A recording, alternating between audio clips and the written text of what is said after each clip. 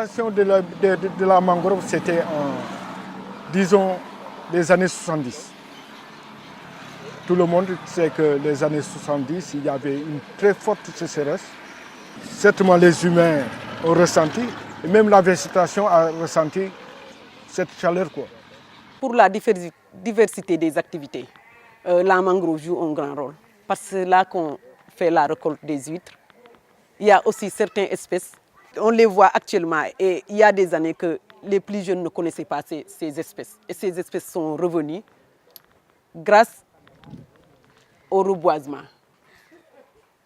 Among the women that I've talked to, many of them are also vulnerable. They would be the most vulnerable in their societies, but they've actually turned that into an asset, meaning that they're willing to go out in canoes, sometimes with squalls, with weather patterns that change very dramatically. It's a little risky. They'll go out in their canoes, and they do it because they have few other income earning opportunities. And this is the area of where the most important shellfish that is collected and now commercialized in part as oysters that grow, wild oysters that grow on the roots of the prop roots of the Rhizophora mangrove.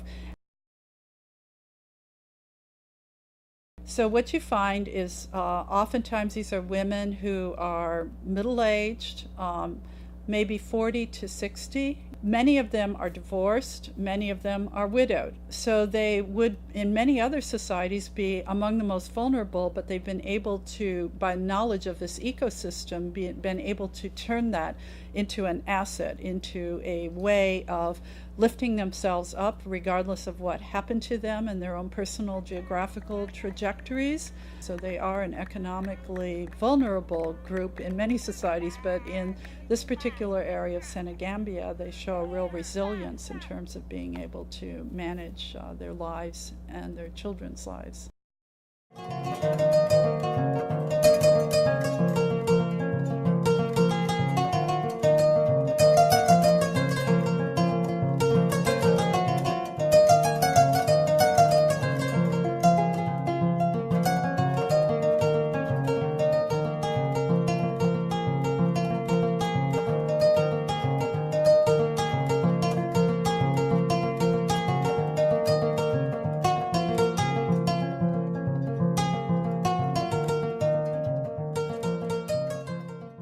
In 1971, the Ramsar Convention introduced a framework for national and international action to conserve mangroves and wetlands.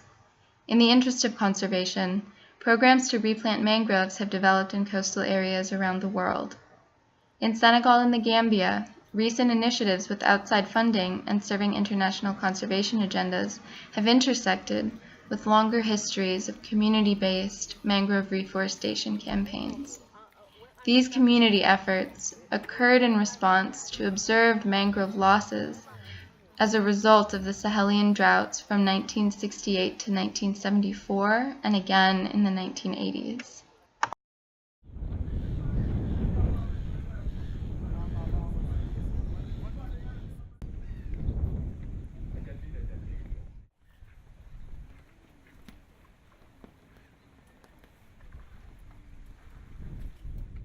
waaye li ñu commencé ba léegi mun naa laa wax ne ëpp na fanweeri at parce que yàgg na lii ngay gis yëpp ñun ñoo ko liggéey dañ ko jàmbat ay kilomètres ay tonne moom la ñu liggéey ci biir àll bi fii boo jéggee nii fii ñuy wax ne Tumbe foofu yëpp dañ ko jàmbat ñu dem fii Baxa ñoo ko jàmbat ñu dem fii Léeg-Léeg ñu jàmbat ko ñu dem fale Sange ñu jàmbat ko ñu demaat fale Léeg-Léeg ñu jàmbat ko jën yi dafa demoon jën yi dafa manqué woon trop ñu seet ne bu ñu jàmbatee mangrove bi jën yi bu ñu ñëwee ci ñu dugg fii ci suuf ci foofu la ñuy nenee bu ñu màggee ñu gën na ci juxaam bi looloo tax gannaaw yàlla ak yonent ba loolu moo ñu dugal ci jàmbat mangrove.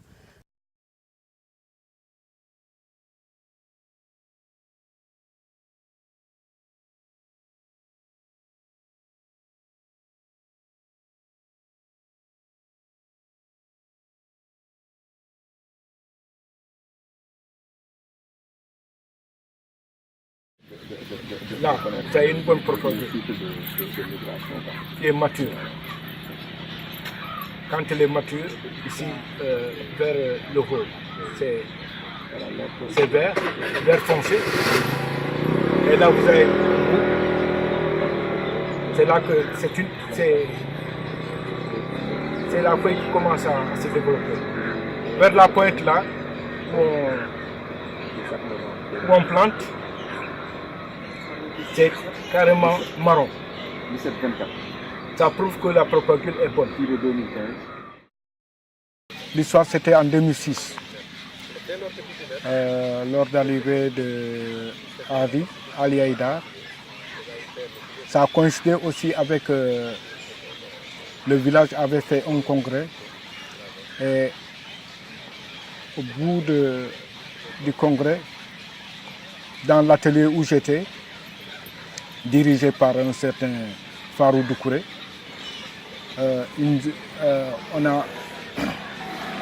on est tombé d'accord qu'il faut reboiser la mangrove.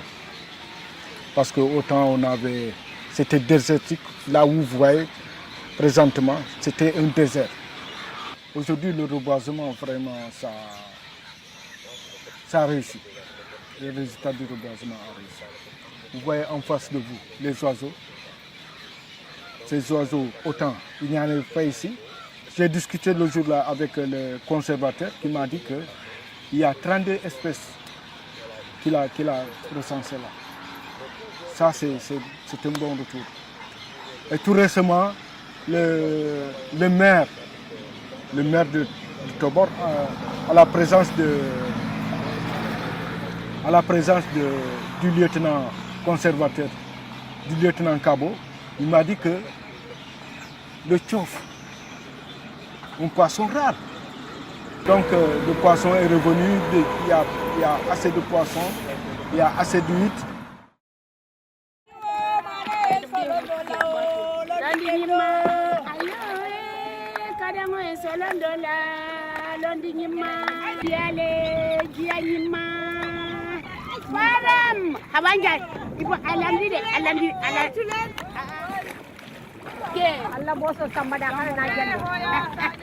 You know the water is running sweet.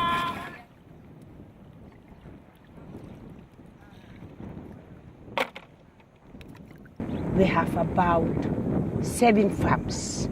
One of it was sponsored by the Americans, but the rest we did it for ourselves.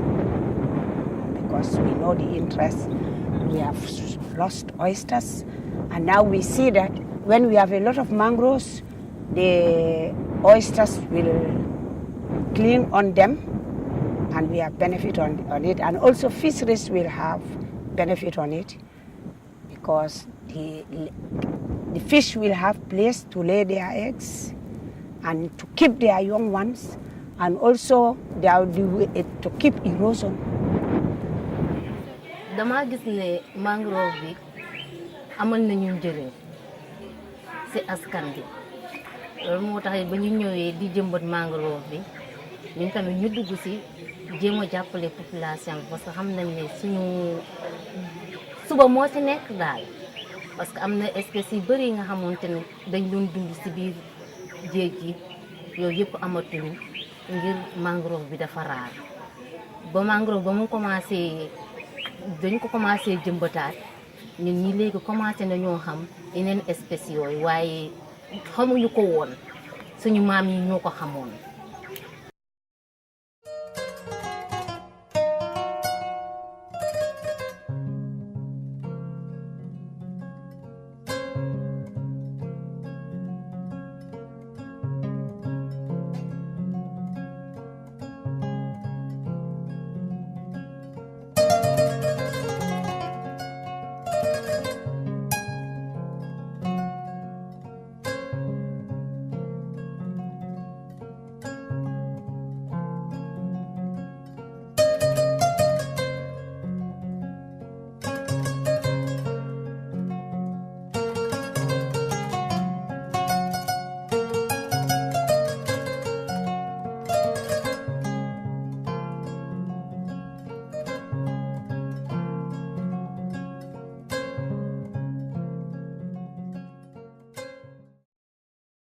Mais il y a des gens qui font ça à usage économique, que ça c'est interdit.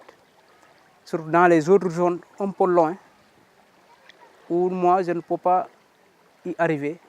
Je n'ai pas les moyens de partir là-bas chaque jour, ou bien chaque semaine, ça, je ne peux pas. Ils vendent le bois mort là aux fumeurs de poissons. C'est pas interdit, c'est interdit, mais on n'y peut rien. Parce qu'il y avait le fumage des poissons.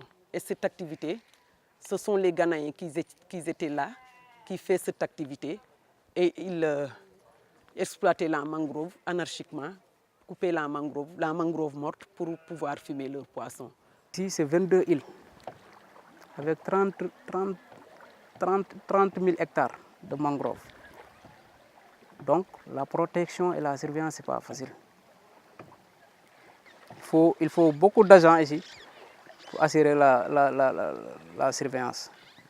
Un seul agent ne peut pas faire tout ce travail-là.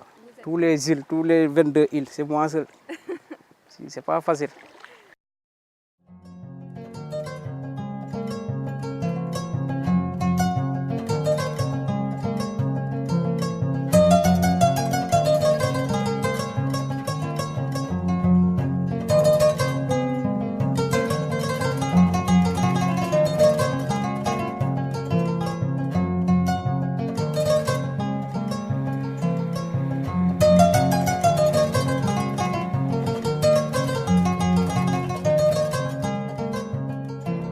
Les avocats de service, on peut les appeler les auxiliaires des agents. On a constaté que c'est dans les différents AMP.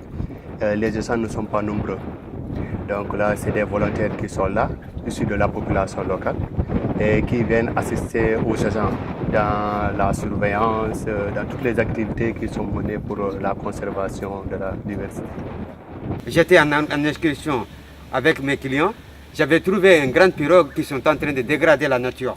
Et moi, quand même, comme je viens de vous dire, je fais partie des superviseurs. Donc si je vois ces façons de choses-là, là je ne blague pas. J'appelle si ce numéro vert au niveau des eaux et forêts et je leur indique quel endroit ils sont. Et là, ils peuvent venir chercher les ans qu'ils ont fait. Et finalement, j'en ai réussi à les avoir. Parce que là, si tout le monde continue à dégrader, à couper, là, d'ici quelques années, on n'aura plus la nature.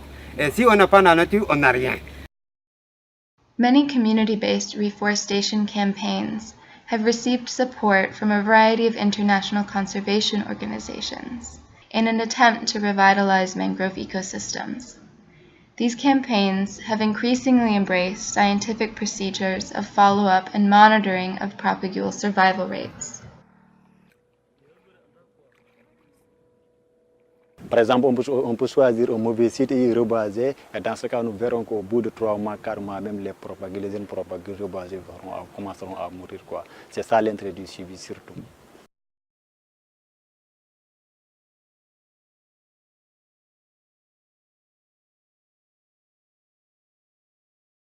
Le projet Mangrove, c'est un projet de restauration de l'écosystème mangrove. C'est un projet qui a été appuyé par le WW allemand, piloté par le WW sénégalais. C'est un projet qui nous a permis de restaurer un peu l'écosystème mangrove dans le site d'Avené.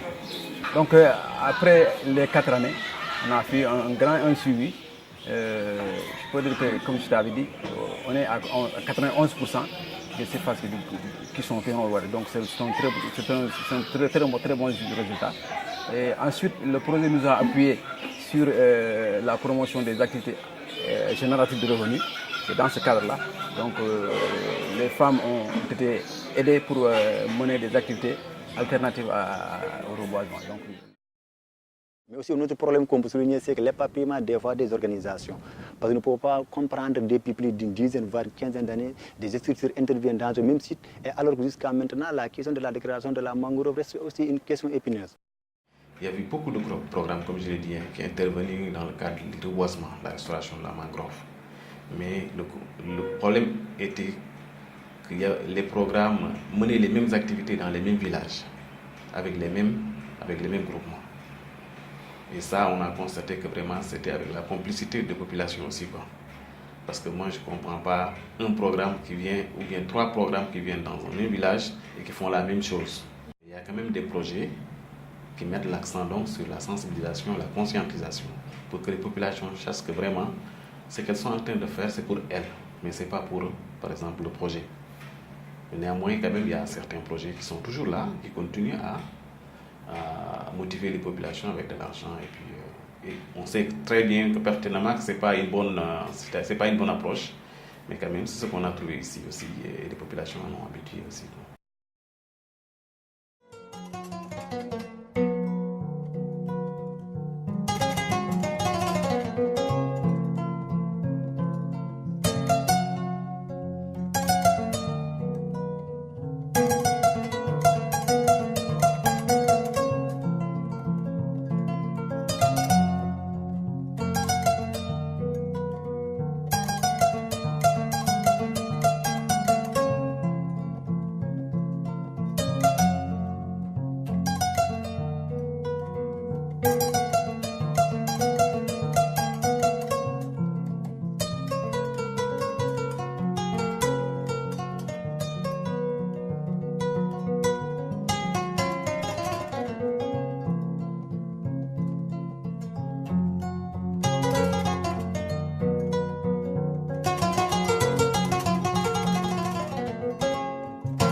Les gens disent que cette gamme-là se trouve au niveau de la séquestration, au niveau des écosystemes de mangrove.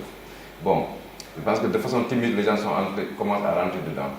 Essayer de voir, pour pouvoir séquestrer même de la mangrove, etc., pour même financer d'autres projets.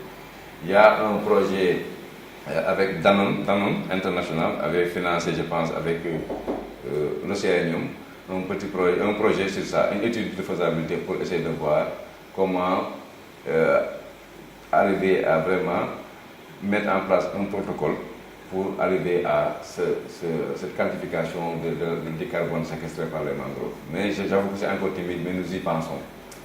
Et que les gens parlent même de ce carbone bleu, des choses comme ça. Je viens du Congrès mondial de la nature de l'UCN, à Honolulu, où on en parlait. Il y a beaucoup de renforcement de capacité, des ateliers, des workshops où les gens commencent à parler de ce phénomène. Mais c'est encore timide, mais nous sommes sur la voie. What really sets mangroves apart is their capacity to store and sequester carbon over very long time periods. And they do this at even higher rates than tropical rainforests. So all trees sequester carbon in the soil to some extent, right? So as root material, leaves, branches, so on and so forth, grows and then dies, it falls off the tree, lands in the ground, and eventually gets buried and stored. Now, in terrestrial systems, a lot of that carbon then is respired or decomposed and released back up into the atmosphere. So through microbial activity, that carbon is broken up, released back to the atmosphere as carbon dioxide. That decomposition, that microbial activity, generally requires oxygen. So this is the unique aspect of the mangrove ecosystems that increases carbon storage, is the low amount of oxygen. So mangrove soils are saturated or covered with salty water. Oxygen is a lot more limited. The conditions in mangrove soils are termed anaerobic. So very little oxygen is available, which slows down that microbial activity, slows down the rate at which the carbon in the soil is decomposed and released back into the atmosphere as carbon dioxide. And so because of that reduced rate of decomposition, carbon is sort of buried on carbon, and over long periods of time that plant material doesn't break down and persists over long periods of time. And carbon stored in mangrove soil can be sequestered for hundreds to thousands of years. Ils ont créé ce qu'ils appellent le carbone solidaire, qui fait que le prix du carbone est garanti. Et cela a permis de venir voir des gens comme moi, parce que moi je suis un grand planteur, et j'espère qu'un jour j'aurai planté partout au Sénégal, et que je serai en Guinée, que j'aurai planté partout en Afrique, et que je serai en Europe, et que j'aurai planté partout dans la planète. Et ma foi, peut-être que les gens comprendront l'urgence et la nécessité de restaurer cet écosystème, mais pas dans la théorie et pas dans le blabla, dans l'action, dans l'action, dans l'action.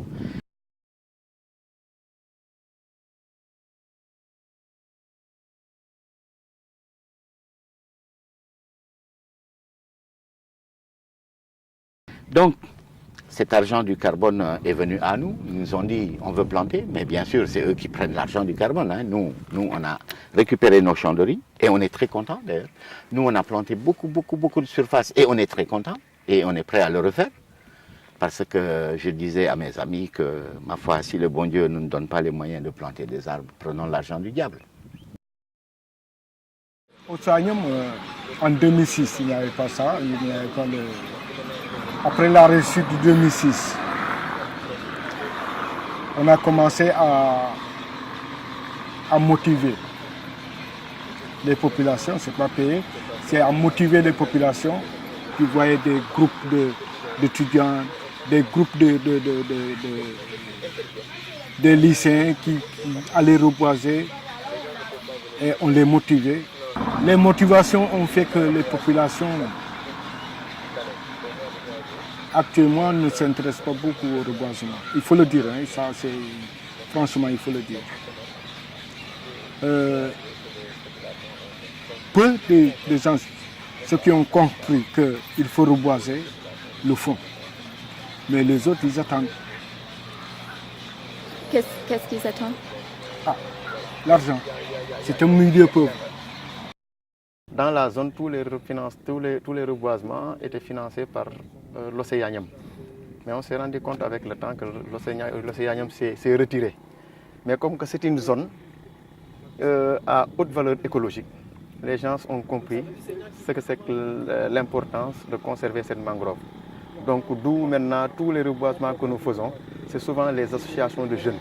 Le problème, c'est que les populations se sont adonnées à cœur joie, sans intérêt, à faire le reboisement. C'est après, quand ils ont appris que le reboisement a eu un appui financier, que les populations ont commencé à manifester et se sont rendus compte que pendant 10 ans, ils faisaient un reboisement où ils bénéficiaient quasiment de rien. Et ils sont voulu s'en prendre aux organismes qui les ont appuyés. Et ça a créé un petit problème. C'est en ce moment que nous, et le technicien Albert qui est là, je me suis approché de lui pour que maintenant on travaille avec la jeunesse, avec le ministère de la jeunesse, avec des bénévoles pour continuer le travail parce que les ONG se sont de plus en plus retirées. Donc l'essentiel de nos interventions pour le moment, non pas de financement, c'est de bonne volonté. Les gens viennent et on travaille sans argent. Voilà. Il y avait aussi Ali Haïdar qui avait aussi essayé de faire ce même scénario au niveau de beaucoup de villages, moyennant un hectare et avec un peu de financement qu'il donnait aux femmes pour les encourager à aller travailler dans la mangrove.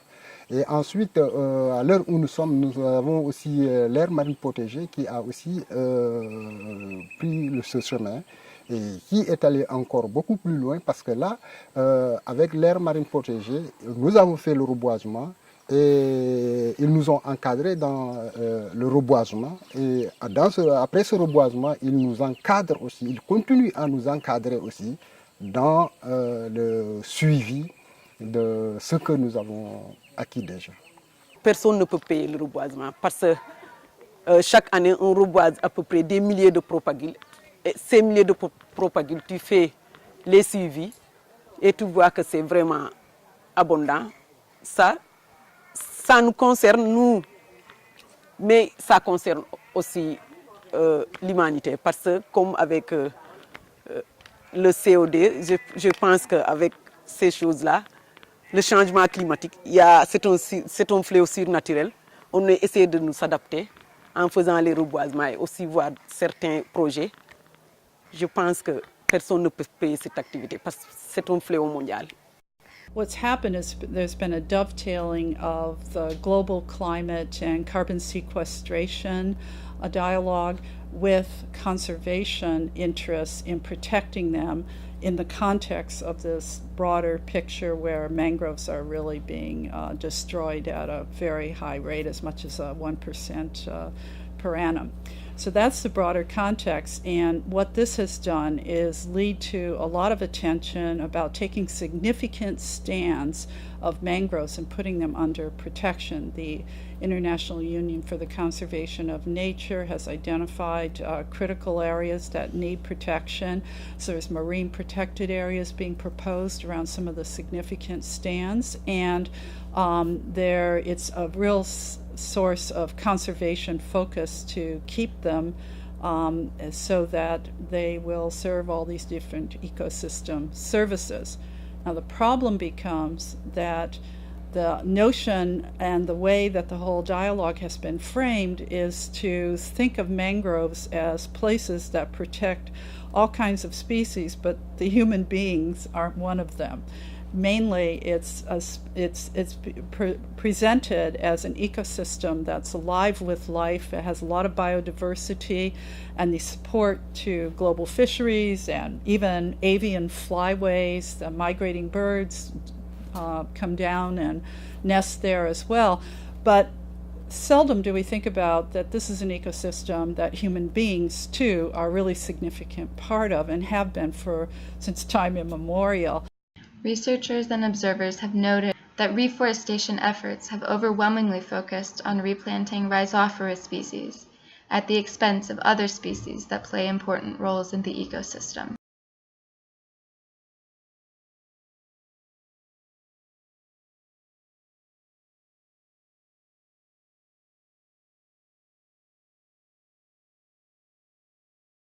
Organizations and communities are attempting to replant the Avicennia species of mangrove, sometimes in the absence of sufficient funds or outside support.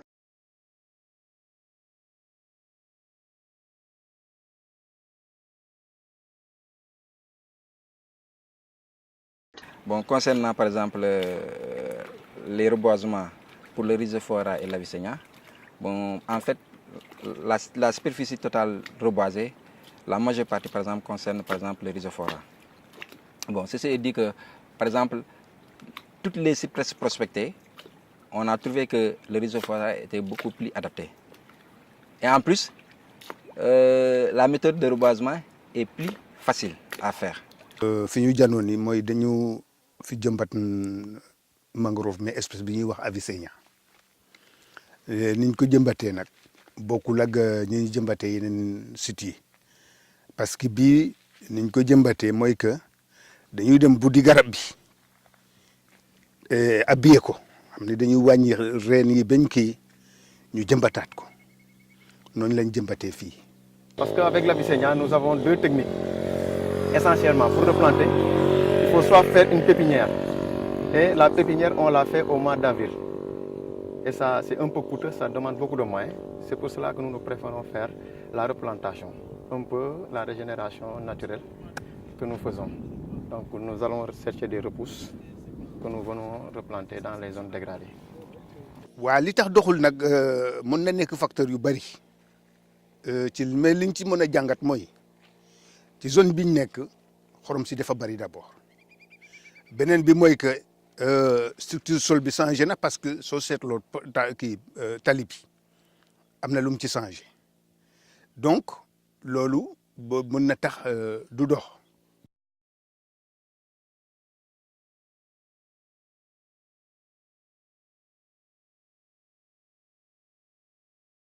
The white mangroves, we have difficulties of planting them because we didn't get the method and we have lost a lot of them.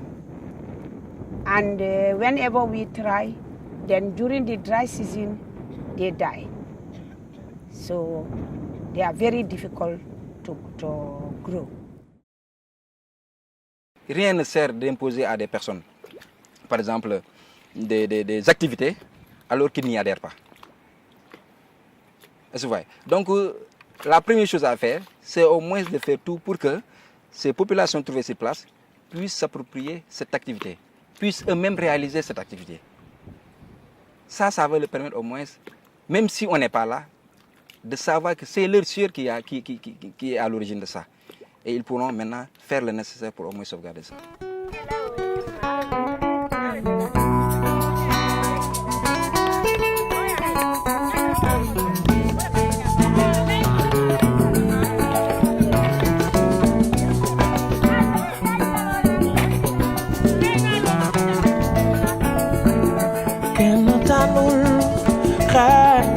Judo, moi de Kamba, Askan, wa mon soso.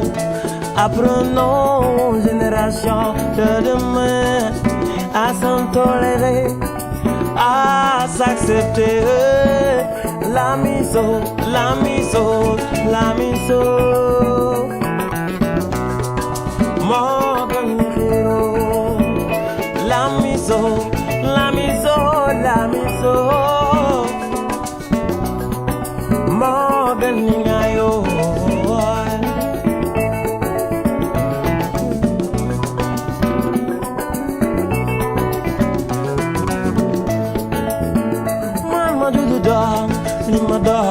Ligadon, ligadon, fonkelse, ligadon, te bul xeeb li ma doon ñàkk a bokk diine mu te ñu bëggante ñàkk a bokk xeet mu te ñu demlante la miso, la miso, la miso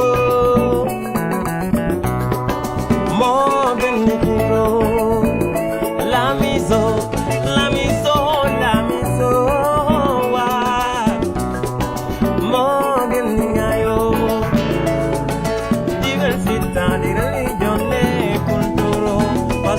Non ti impedisce di volerci bene, non ti vedo per quello che hai, non ti vedo per quello che fai, ma quello che sei.